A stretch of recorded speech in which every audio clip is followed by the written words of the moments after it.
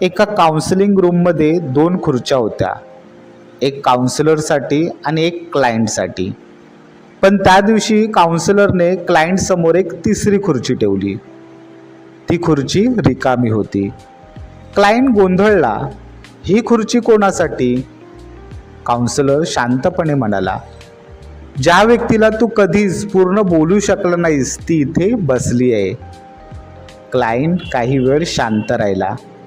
मग हळूच म्हणाला, माझ्या वडिलांसाठी, माझ्या आईसाठी, नाही माझ्या पार्टनरसाठी, का माझ्यासाठीच? त्या रिकाम्या खुर्चीसमोर तो बोलायला लागला. आरोप नाही, आरडाओरडा नाही, फक्त न बोललेला राग, न व्यक्त झालेली वेदना.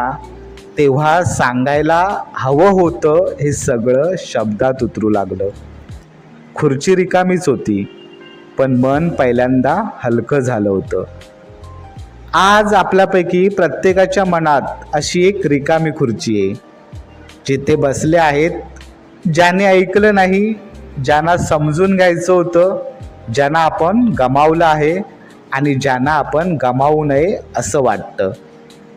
आपण बोलत नाही कारण भीती असते नातं तुटण्याची, पण न बोलल्यामुळे मन तुटते हे आपण विसरतो. काउन्सिलिंग म्हणजे काय? काउन्सिलिंग म्हणजे समोरची व्यक्ती बदलणं नाही. काउन्सिलिंग म्हणजे न बोललेल्या भावनांना बसायला खुर्ची देणं. काउन्सिलर सल्ला देत नाही, तो फक्त म्हणतो, बोला, इथे कुणालाच दुखवलं जाणार नाही. काही संवाद शब्दात होत नाहीत, ते शांततेत होतात. जे बोललं जात नाही तेच आतून ओरडत असतं.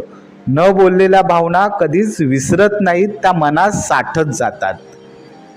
आज स्वतःला विचारा, माझ्या आयुष्यात कोणासाठी खुर्ची रिकामी आहे?